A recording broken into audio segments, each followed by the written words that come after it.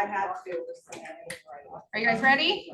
Okay, so my name is Nicole Larson. I am running today's team meeting. Our leadership team is at a fun training opportunity, I think in Texas or somewhere. So awesome.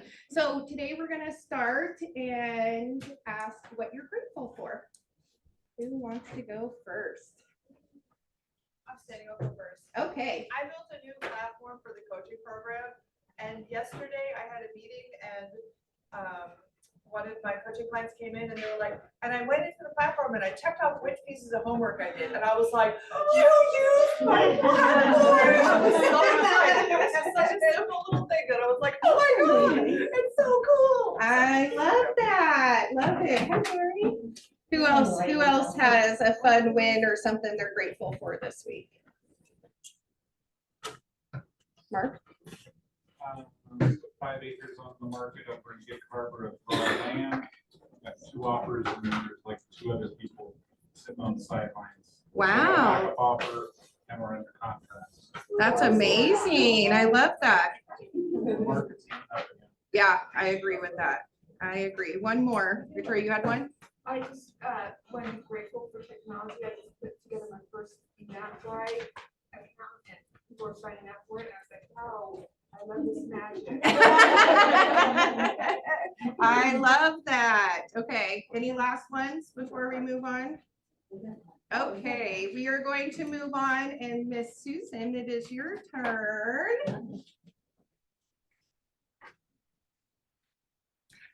Oh yeah, and we had a do not call list. Yes. Make sure you guys are following that and that you're looking at compliance and making sure to check the do not call list before calling. And that has to be done monthly. Yes. So it's an ongoing process. So if you want to do that kind of marketing, there is a specific process. Jessica Ward is a real expert at this. I'll answer as many questions as I can, but I'm not obviously actively involved in utilizing that as a marketing technique. So Jessica is. Oh, don't go yet. Wait. I got a little distracted. I just got a text from my sister who said that she had, now it's warm now. We don't have any more ice, okay? And more slippery. She slipped on some water in her garage, fell down, broke her kneecap. She's in the ER. I had another friend, so she's gonna get, the thing and the correction. I had another friend once that climbed into her recycling bin to stomp down the recycling, I don't know, it's probably the holidays, that's the only time my bin gets full. And what do you know about recycling bins? They're on wheels, right? Wheels. Boom, bam, broke her leg. So safety first, people, even though, these things may not be obvious to you. Be careful out there. As we get older, it takes us longer to heal. Yes. Okay, been getting a lot of questions about transaction managers as regards to agency, new agency laws that went into effect at the beginning of the month. So licensed or unlicensed. So if a person is a licensed agent and they're providing transaction coordinating services or any services within the buyer brokerage matrix or the brokerage service matrix, then they must comply with the laws surrounding agency. So what does that mean to us now that we've entered this new phase? Well, the client must have a service agreement before or as soon as reasonably practical after delivery of real estate brokerage services. So if they're not licensed and they're only performing administrative functions, they do not need a service agreement with the client. So let's talk a little bit about what are brokerage services. There is an RCW for this. That's the Revised Code of Washington, the group of laws that govern our state. And for anybody that's a really, high C, it's RCW 18.85.011. That's me. So listing, selling, buying, exchanging, leasing, or renting real estate or any real property or mobile home, along with a land or rental that the mobile homes are. Negotiating or offering to negotiate a purchase, sale, exchange, lease, or rental of real estate or any real property. Advertising yourself as someone who's engaged in real estate brokerage services. Advising, counseling, or consulting buyers, sellers, landlords, tenants in connection with a real estate transaction. You don't have to memorize this. I'm going to put it all on Facebook. Issuing a broker's price opinion. Collecting, holding, or dispersing funds. Don't do any of that ever. Property management. And just as a reminder, our firm is not set up for you all to do property management at all. The only exception is if you're a manager of your own personally owned property. So what are some examples of transaction manager tasks that you can do when you're not licensed? Anybody? Upload documents into command. Putting documents into command. Bookkeeping. Communicating with clients, scheduling appointments, keeping transaction records, coordinating sign installation, removal, scheduling inspections, communicating with other team members, emailing documents that are already prepared by and negotiated by a broker. But if a TC, say, drafts a 35R to document concessions or requests or negotiates those, then that would be providing brokerage services. So when do we have to add a transaction coordinator to our agreements? Well, when they're going to be providing brokerage services as part of the transaction. So let's look at the forms. Now time. Okay. So here is 41, our basic buyer brokerage service agreement. Do we have a 41A on here? Pay close attention to the dual agency too, in case the transaction coordinator is going to be working for brokers on, say broker, two people in our firm have, one's buying agent, one's selling buyer broker, one's listing agent. And they're both using the same transaction coordinator and they're going to be providing brokerage services. Then they would need to be named as a dual agent. So you need A. But 41A. do we have, what else do we have? Yeah, we have 41. Okay, so say you've been working with the buyer for a while and you want to add your transaction coordinator in because they're going to be doing some stuff for the buyer as you're moving through your relationship and doing more for them. Where do we add them? Out there, right here. Check the box. Out there, very easy. And you can even, say what they're going to be doing. You say we can, you mean you want us to say what they're doing, or? It is not a bad idea to, if there are going to be limits to the scope of their responsibility, you can put those in there. So on line 3, where it says agency of co-broker or co-buyer broker, would you put it there?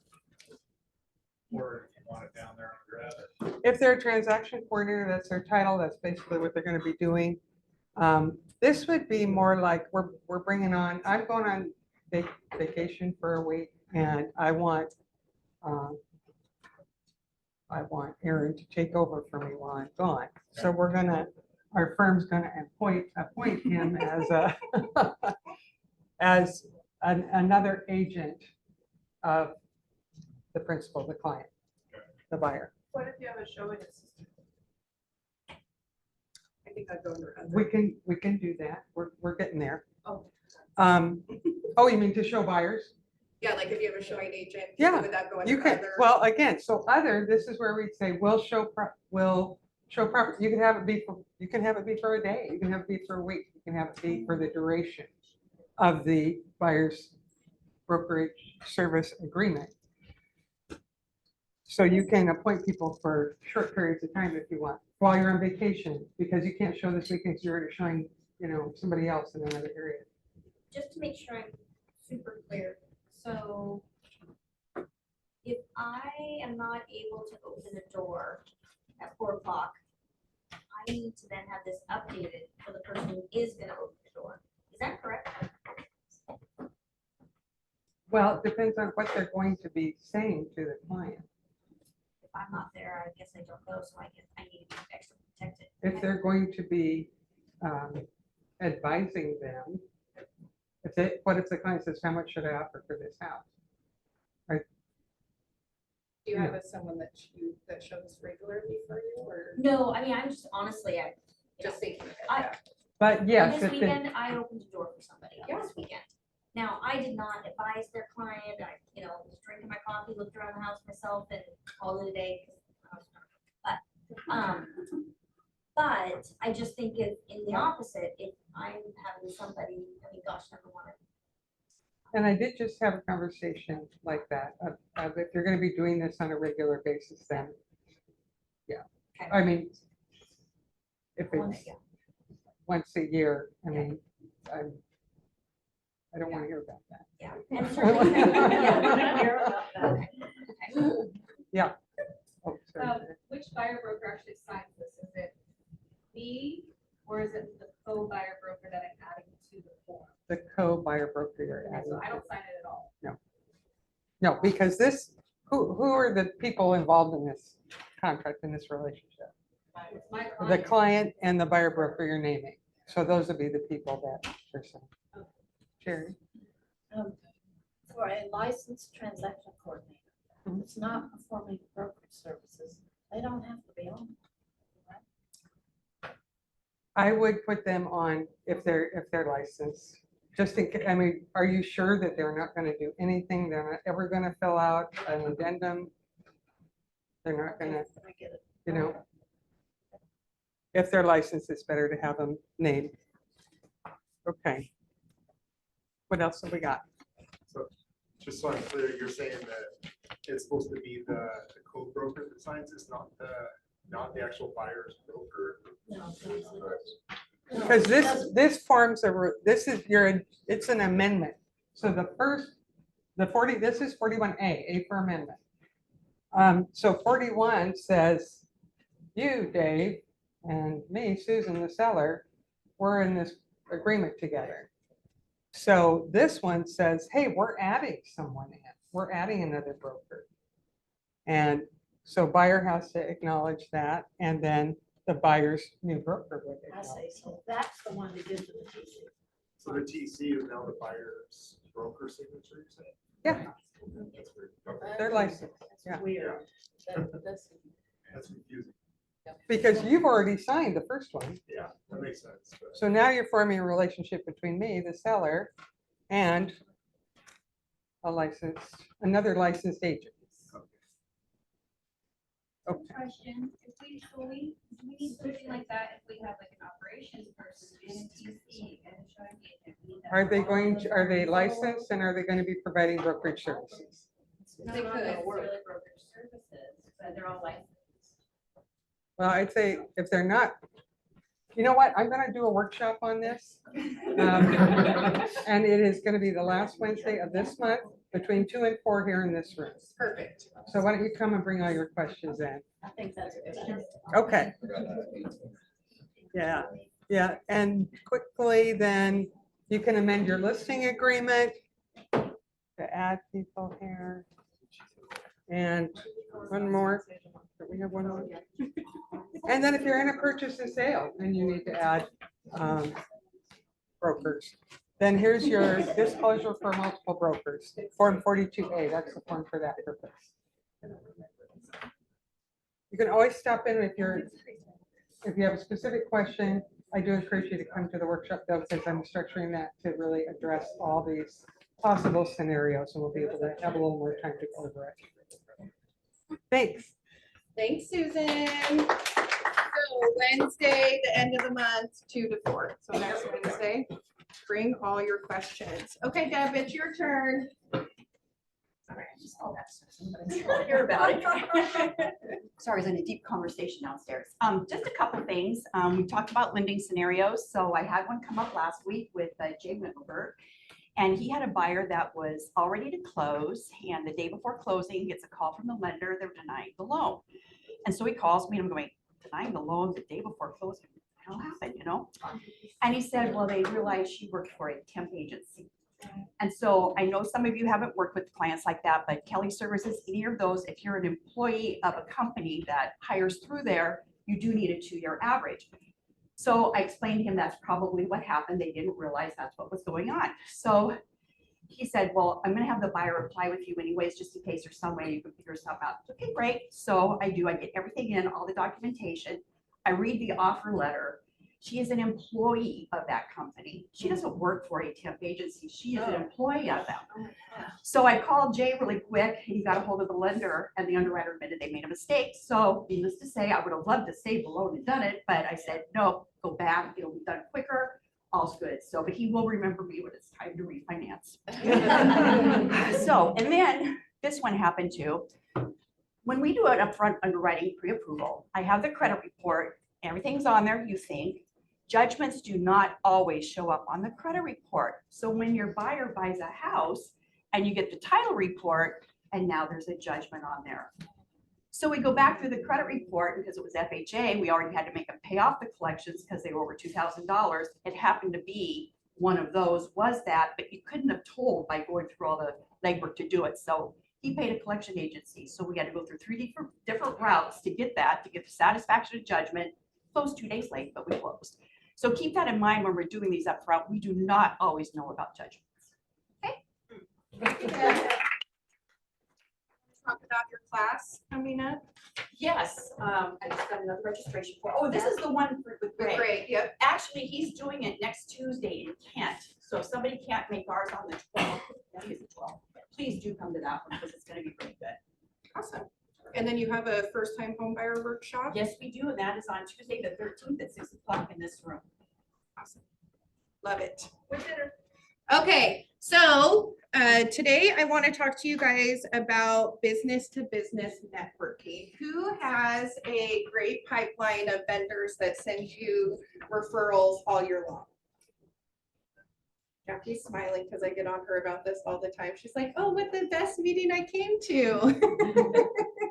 Okay, so this is an area, obviously, of opportunity for all of us to grow, including myself. So I wanted to talk to you guys about different ways that we could meet with different vendors in order to get them to send us referrals, okay? Most of you guys have these people in your system or in your phone, and you probably just have never had the conversation about expectations about sending them referrals and them sending you referrals, and then being able to grow your business that way. So I included some really cool dialogues in here, but first, before we do that, we have a brain rattler activity. So I'm gonna give you guys 5 minutes and see who can fill out the most of these, okay?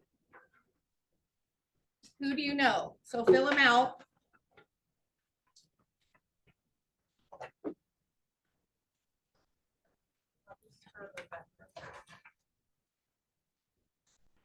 I have some.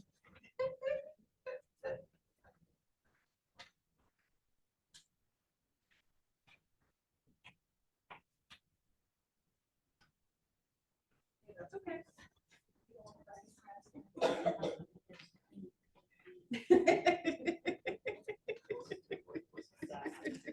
You didn't even bring a pen.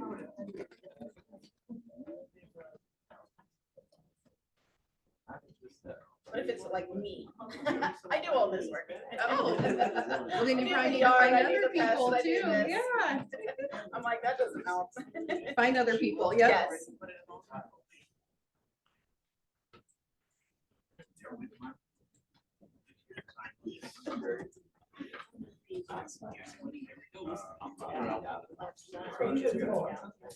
Ooh, Edgar coming in with the pens. I was trying to type. Yeah, thank you.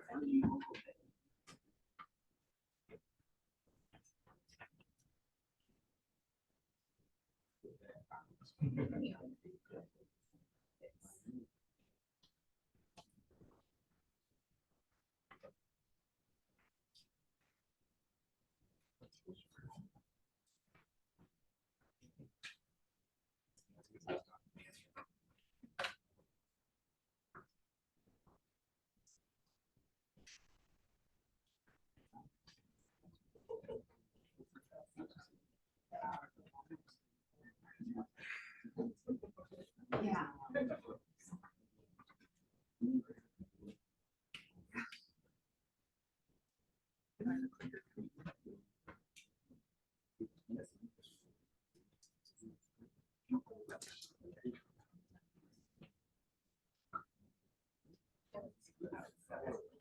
I got it, I got it.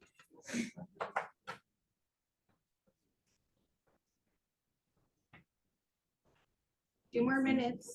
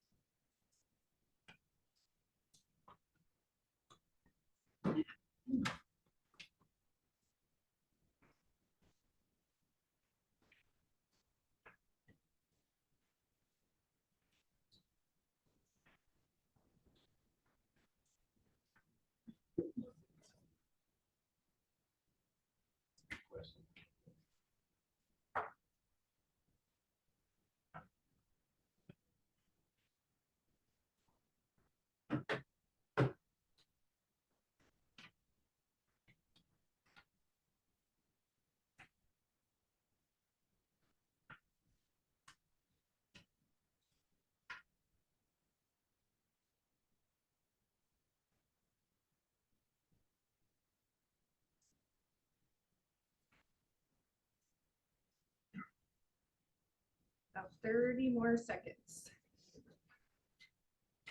I want to get through this. You're not going to today. Hurry, Jerry. We'd be here all day for some of them. It's a lot.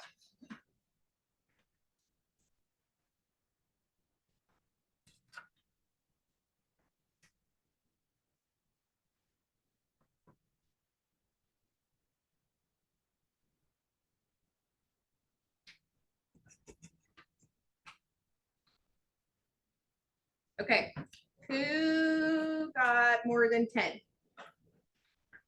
More than 20? Ashley, how many did you get? 50 plus 4, so 57. Okay, did anyone get more than 57? That's really easy though, I definitely am very self-sufficient. What was easy about it? Oh, because he has some that he does a lot of, Because yeah. I'm married to a teacher that dabble in everything and then I do the rest. Efficient. What are your ahas going through this list? We should join some networking events. To explore your vendor resources? Okay, Larissa? I think shopping local, like supporting smaller businesses is a big like aha from this, because there's some things on here, I'm like, Costco. It's like, gosh, this could be so much more impactful if there was like local appliance repair, local stuff. Awesome. I love that. Okay, who else has another aha from doing it? How many of you guys have these people in your database that you actually talk to on like a follow-up, like your DTD2s? If you don't know what DTD2s do, the database too. So you're talking to those people quarterly. Do you guys do that with your vendors as well? Jackie, yes? How is that going? We have our vendor appreciation event. Yes. Next month. Finally, I love that. I give Jackie a hard time because every time she posts like a vendor recommendation, I'm like, oh, did you tell your vendor that you just gave them to a bunch of agents in the office and get some referrals from them? No, I love it. Okay, so tell me about your vendor appreciation party. Party. So rad. Yeah, totally right. Yep, It's at our house, so I we're love that. giving away Yeti cooler and some spam cups. Yes. You know, that's the thing. Yes. Versus like, I'm coming. Yeah, so we're gonna have a costume party, food, and we're approaching them in the sense that we want to thank you for your support, and we also want to give you an opportunity to meet all the other people that we work with Love that. to help build their, network. Absolutely, because painters need flooring people and drywall people sometimes, you know, they are just specialists in their one area. What are some other ideas that you could do with vendors besides calling them quarterly? So you could do events to honor them, mastermind groups, essentially what she's doing. What else?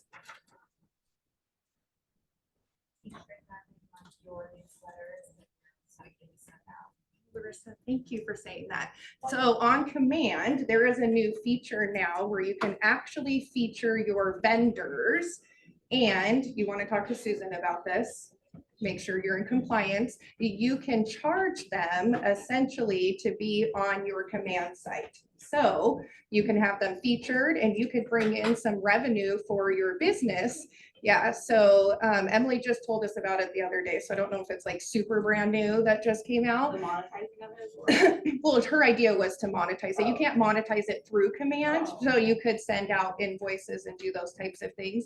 But it's a great way. You can charge $20, $100, whatever, to have them featured on your command site, which is so, especially when you're doing events, Jackie, then you can have your events essentially paid for, or you can put it towards other things and have them monetize it, which I think is really, really cool. Because, right, I don't know about you guys, but vendors right now are throwing money at us to get in front of different marketing ways. And so that's a great other opportunity to have them bring in some revenue for your bottom line for client appreciation, or you do birthday cards for your clients or whatever. It's always great to have some of that bottom line money from them. Okay, so looking at these dialogues, I want you guys to partner up 2 by 2 and go pick one that you want to go over and practice it with each other really quick. I'll give you guys each 3 minutes, partner up, and let's go through practicing them. You said groups of 4, 2 by 2? 2 by 2. 2 by 2. Or 1 by 1? 1 by 1. 1 by 1, 2 by 2, whatever. Find a partner.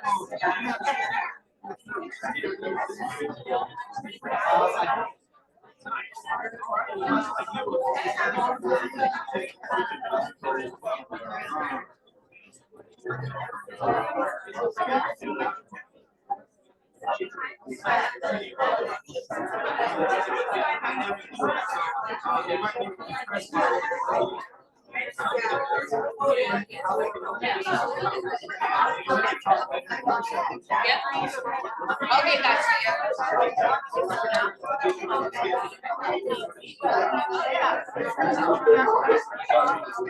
no, it's not Randy, but Randy, it's not, but it's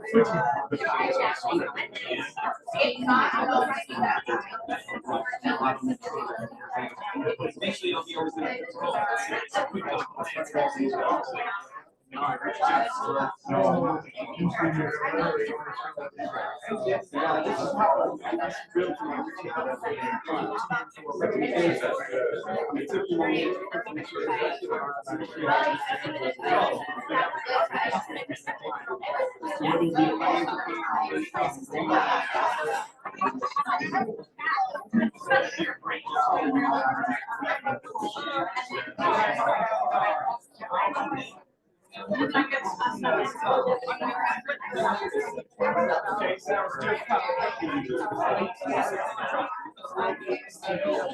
Okay.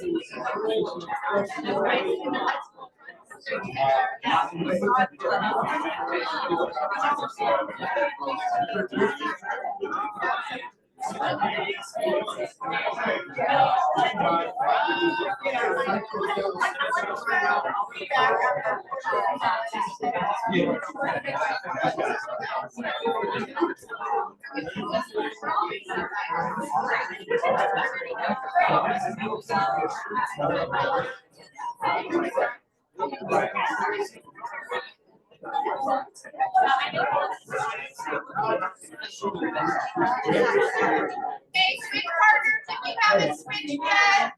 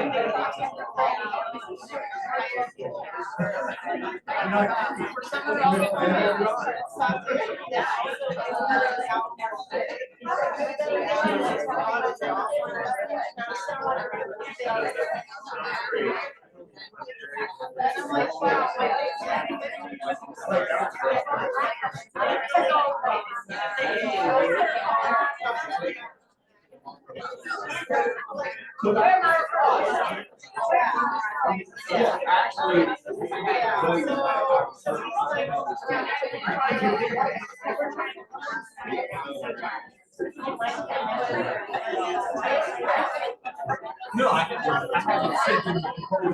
No, we talked about that. Yeah, I just.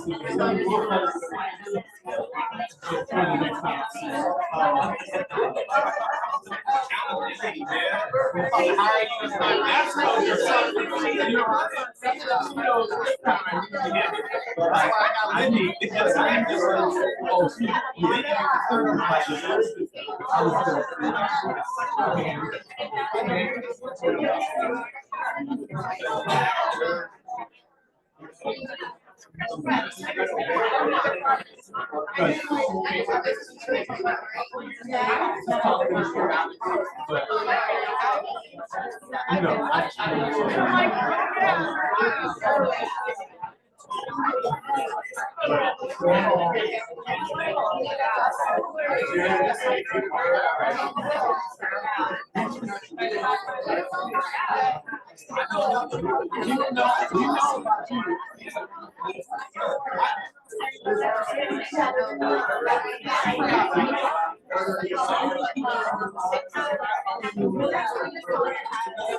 Okay, let's bring it back in. Don't make me start cheering for you guys, because I can. I can come up with a KW cheerleader. No.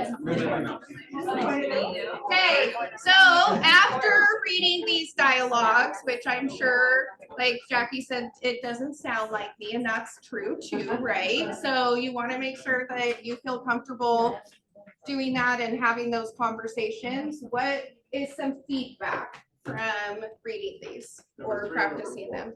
Huh? Number 3, number 4 are the favorites. You're 3 and 4? Why? Well, it was nice on number 4 because you're asking them who they recommend. Love it. And then And we like number one was better than number 2. Yeah. Okay. It just was more extensive. Yeah. Love it. Okay. What else? I think just overall, honestly, we lose sight of the fact that, like, when we send people to our lender, when we send people to our contractors, we're sending them business, and I think a lot of times we undervalue that. And this whole exercise really points that out. Like, we are doing our people, our vendors a service. And it's okay to ask for business back. Absolutely. And have an expectation, right? Like, we sit down and have a vendor meeting before we add anyone to our list. And the expectation is that we need 3 referrals from you to maintain to be on our list, right? And if you want to be top 3, that's the expectation. And we hold them accountable to that, to maintain that relationship and know that it's reciprocal, right? So, okay, what else? Jackie? I think for me too, I also like, it's easier for me to try to find 1 or 2 people that do a lot of these things. And I think I'm missing out not having someone specific for every little thing, because that is just more reach. Absolutely. And it's like, oh yeah, I would love to have this person that could do, like, woo, they could just do the whole list. Mm-hmm. Or even leverage, like things that we put down, like, oh, we do ourselves. I wash my own windows. And in my head, I'm thinking, oh, but if I hired some small company to do my windows, maybe it would be beneficial for me in the long run. And I think that- Yeah. Absolutely. Or even, put a goal, right? Like all the things that you do at home that you could highlight that you want to leverage over the next year, start getting quotes and figure out what that would look like and put that on your vision board and work towards how many transactions do I need to close in order to be able to hire those people the next year. Right? What else? We all agree this is probably an area that we could all grow in our business and build some strong relationships with. Brandy, you said that you just got your vendor site up and running on command. Awesome. I don't want to completely take credit, but yeah, What can you walk through, like,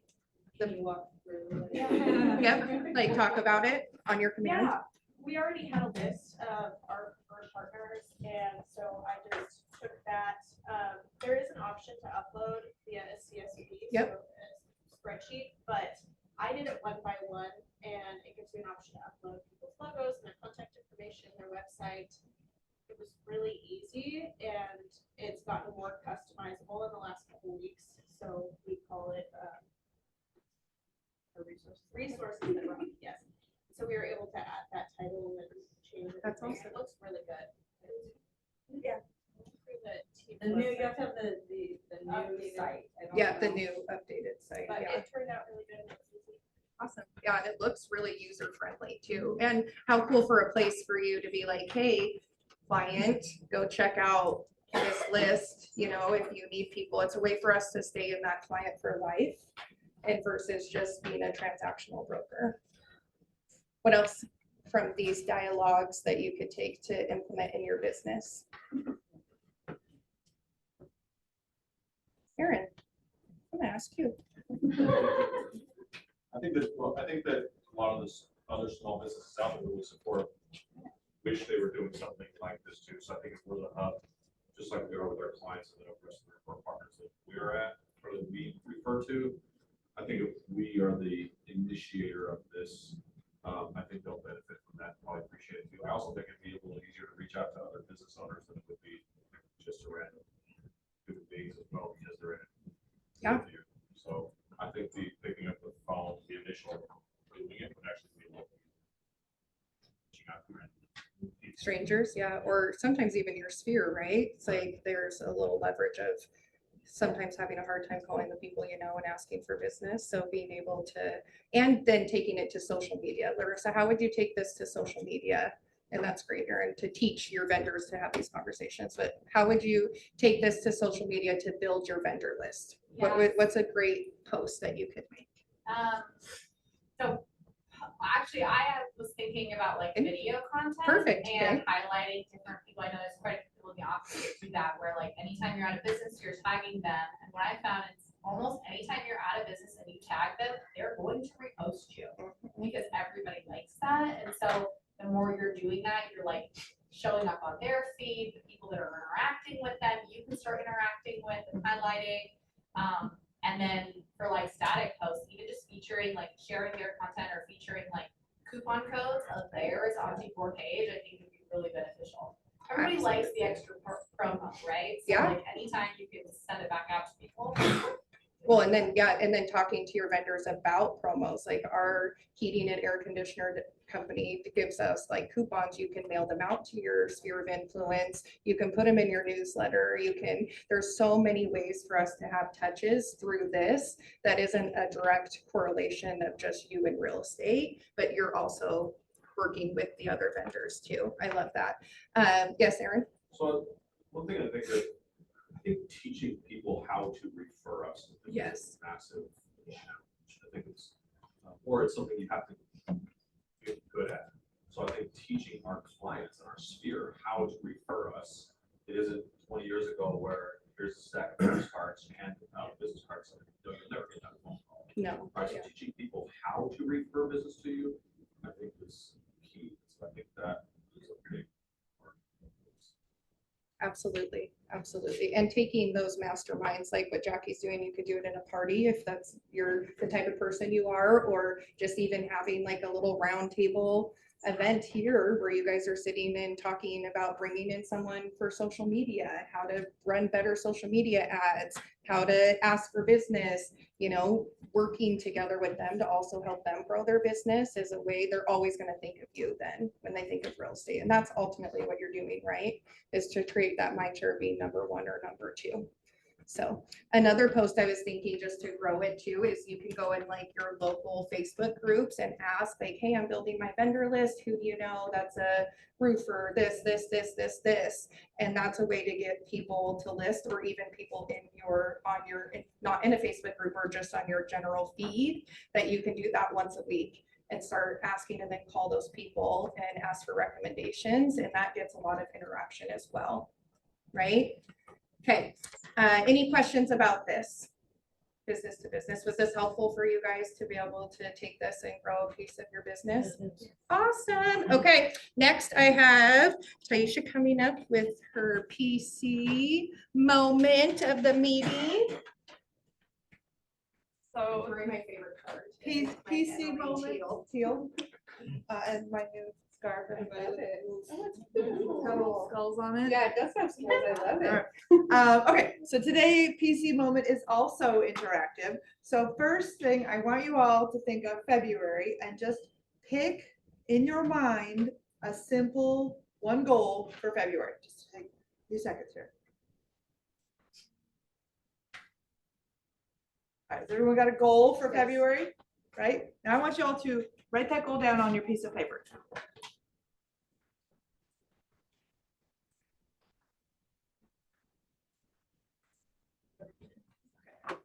Now, well, almost, you're all still ready. All of a sudden didn't bring pens. I'm not patient. It's terrible.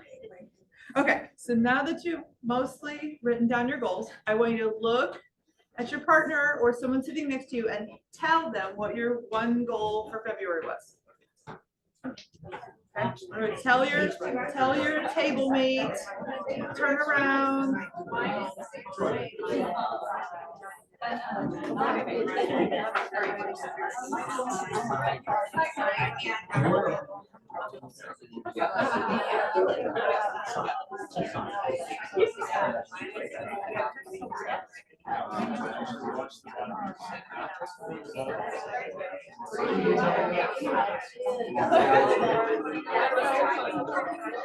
All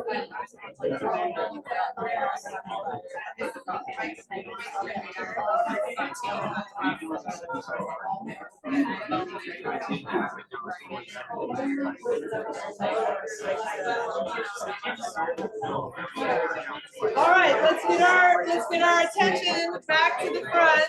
Attention back to the front. Okay, bring it back in. Okay, so you had a goal and then you wrote it down, which meant you were 33% more likely to achieve that goal from writing. Right? And then when you shared your goal, you became 60% more likely to do your goal in February because you told somebody. Next step on that is becoming 90% more likely to complete your goal, which is regular check-ins. Right? If you have a goal, you write it down and keep it to yourself, you're 33% more likely to do it. If you tell one person, you're 60% more likely to do it. If you have any measure of regular accountability, says the American Society of Training and Development, you will become 90% more likely to achieve that goal. And I'm going to give you a little anecdote on that. I have a brand new coaching client, Maria Harris, who I met with today, and you guys all know that I'm working on my coaching platform, and there's a pipeline tracker and all this kind of stuff, and we're up leveling our conversations in coaching to really dig down into the activities that we're doing. Last week, Maria's goal was to reach out to her database and start calling. She's been here for like 2 weeks.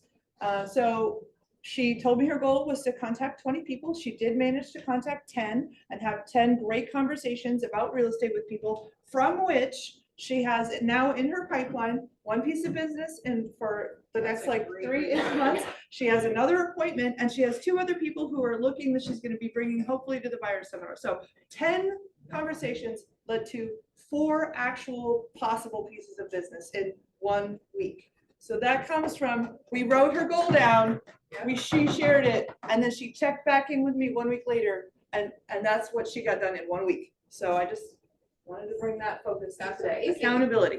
Yeah, that's a really good rate of return too. Okay, and you have your dialogues. How's that going? Great. We have Zoom and in person. So basically what we're doing is I'm opening the Zoom here. If you're in the office and you want to come into the room, pop in, great. If you want to just zoom in, if you're in the building and you want to zoom from your office, that's fine too. You don't have to come into the room. Lindy and I are doing it together every day from 8:30 to 9, Monday through Thursday, and we're getting, I don't know, 6 to 10, 6 or so. I mean, a little rotating cast of characters. Love it. These couple weeks we're working on Ford and care calls and kind of digging deeper, and then we'll see what Lindy wants to switch to. And then I think, is there? Awesome. Thank you. Thank you. Thank you. Going to go into announcements. First, Brandy, do you want to talk about the chili cook-off? I don't have a slide for it. I thought I did. That's okay. We have the chili cook-off on February 6th, and we're also doing a Super Bowl pool. I posted it in the Facebook group.